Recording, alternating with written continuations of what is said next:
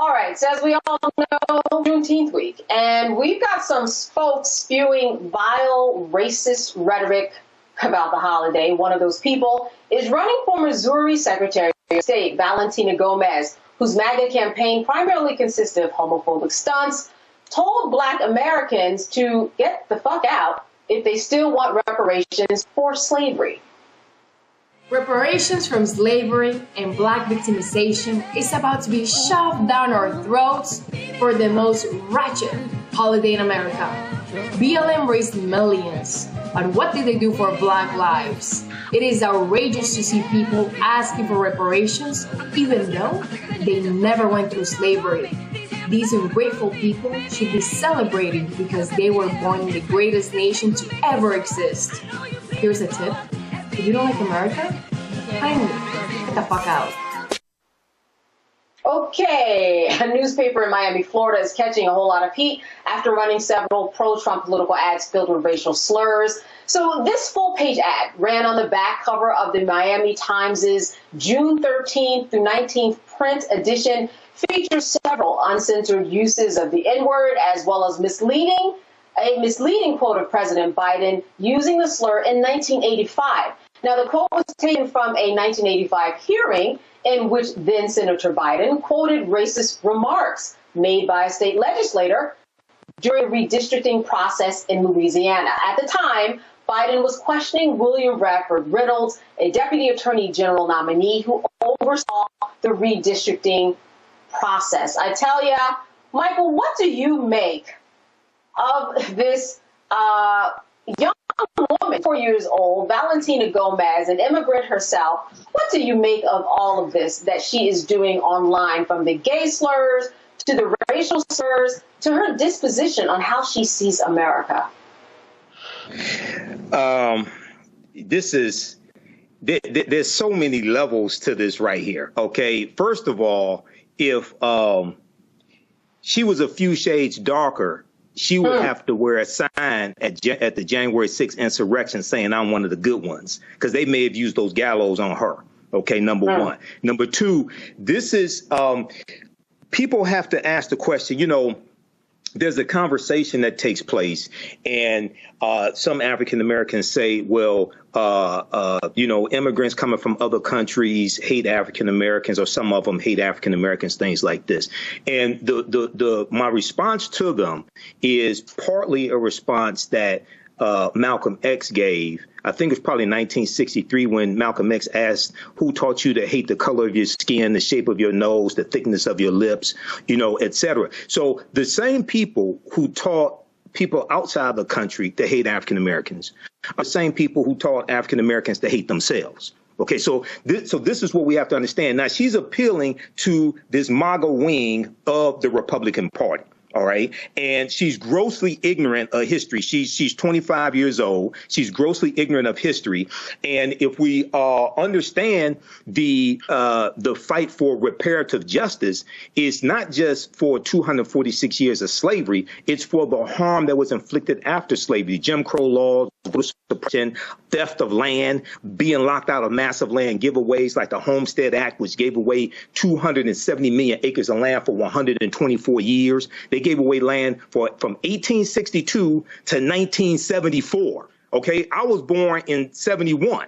So we're not talking about ancient history. They gave away, the U.S. government gave away 270 million acres of land for 124 years. African Americans who worked the land largely for free for 246 years were largely locked out of that massive land giveaway. So when we look at the structural inequities that exist today, the 8-to-1 racial wealth gap, it's not because white people worked 8 times harder.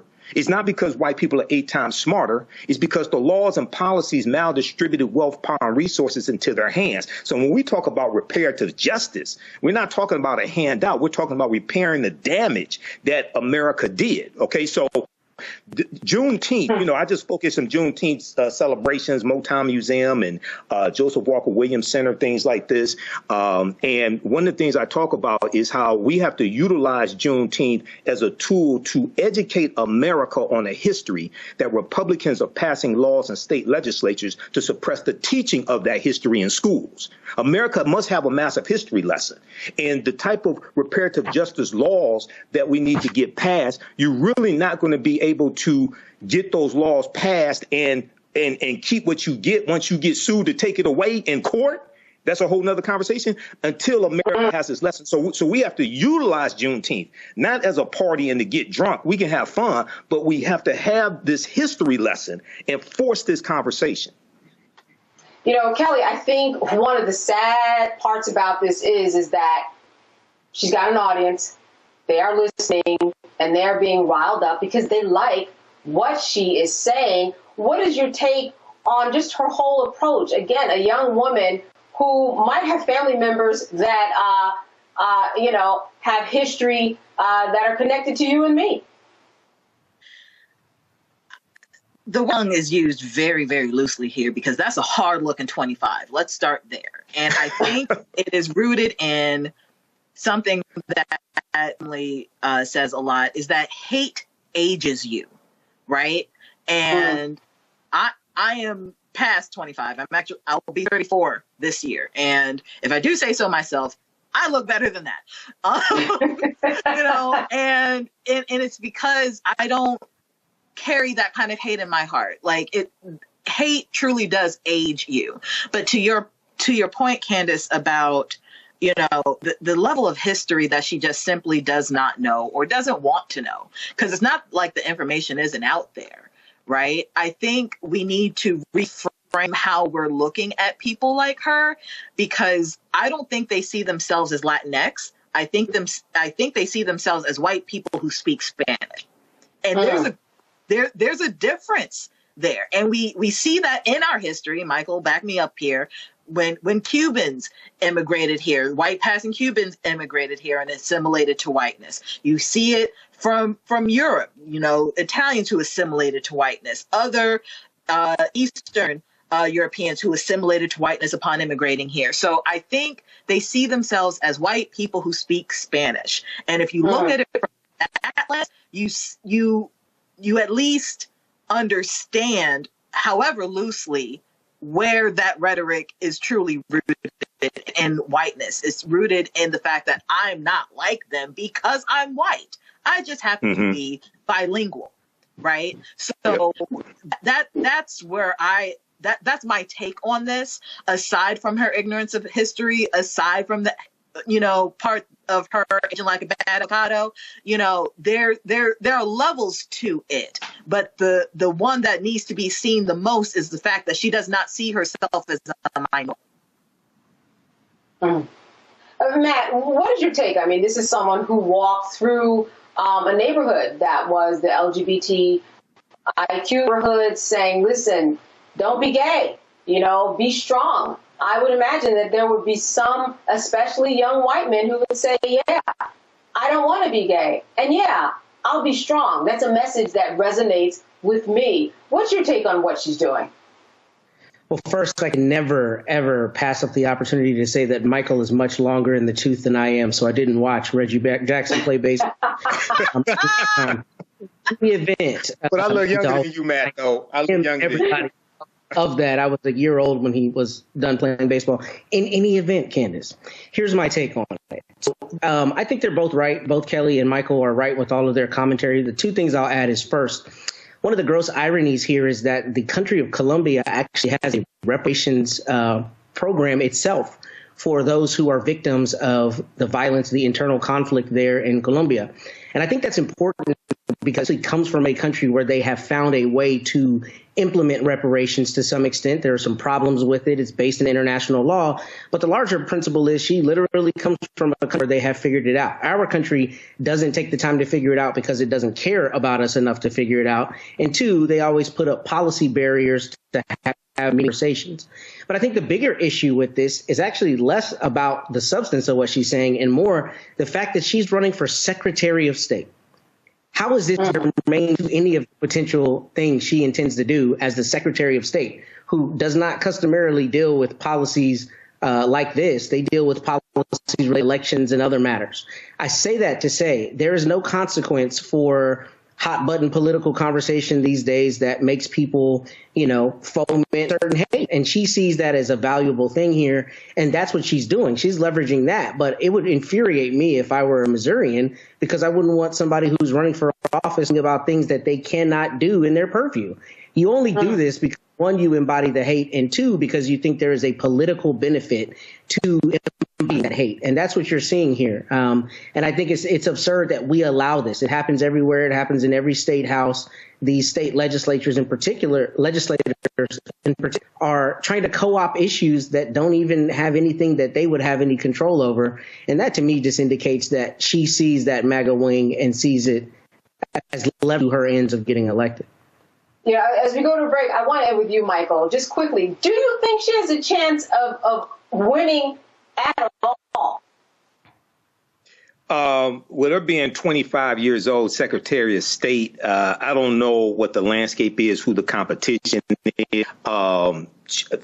Probably not, which is probably why she's pulling a stunt like this. She's trying to tap into the white supremacists there in Missouri, which, quiet as it's kept, Missouri stayed loyal to the Union. They were allowed to keep their slaves after the Emancipation Proclamation. They were not a Confederate state. You would think they were, but they were not a Confederate state.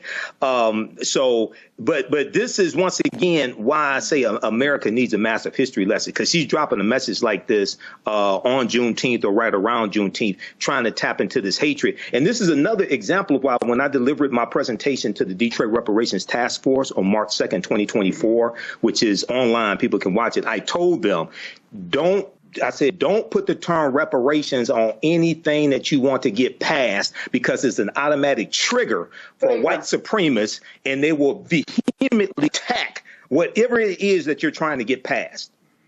Real quick, Michael, you had an announcement real quick. Go.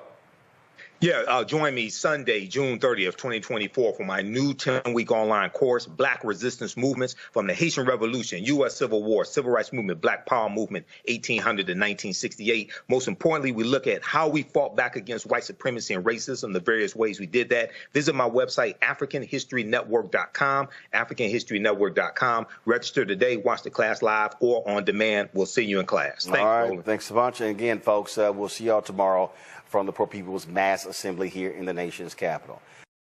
Join me Sunday, June 30th, 2024, 4 p.m. Eastern Standard Time for my new 10-week online history course, Black Resistance Movements from the Haitian Revolution, U.S. Civil War, Civil Rights Movement, and Black Power Movement, 1800 to 1968. Visit my website, AfricanHistoryNetwork.com, AfricanHistoryNetwork.com. I'm historian and national political commentator Michael Imhotep. You see me on the African History Network show and Roland Martin Unfiltered, as well as a Reba Martin show on KBLA 1580 AM. This class looks at history chronologically from 1800 through 1968 to 1971. And we look at what leads up to the Civil War taking place. We look at the Reconstruction era, 1865, 1877, the Jim Crow era, World War I, World War II, Great Migration, Civil Rights Movement, Black Power Movement, and to get a better understanding of the different ways African Americans fought back against white supremacy and racism, how we fought back through armed resistance, how we fought back through economic empowerment and business ownership and the cooperative economics movement, how we fought back when it came to the labor movement and in the courts and legal strategies, court cases, etc.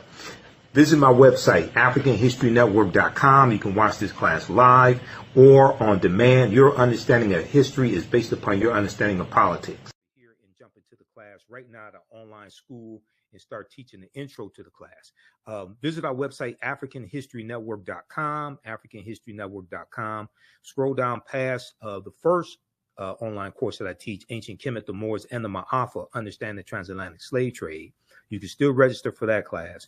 But this new one right here, Black Resistance Movements, this really ties into the political climate what we see going on in America right now, the backlash against diversity, equity, and inclusion, the resistance against any type of reparative justice or reparations, the attack on voting rights as well, the January 6, 2021 insurrection, which was political violence. All of this is what we see, the seeds of all this during this period of time from 1800 to 1970. Okay, so this 10-week online course, Black Resistance Movements from the Haitian Revolution, U.S. Civil War, Civil Rights Movement, and Black Power Movement. You can register right here for it. Click right here, register for full course. It's on sale, $80. You can register for both classes. We have a bundle pack for $120. It's about a $300 value. There's going to be some bonus content. You're going to get my Juneteenth lecture free when you register for this new class as well, Black Resistance Movements. Okay, so visit our website, AfricanHistoryNetwork.com. And register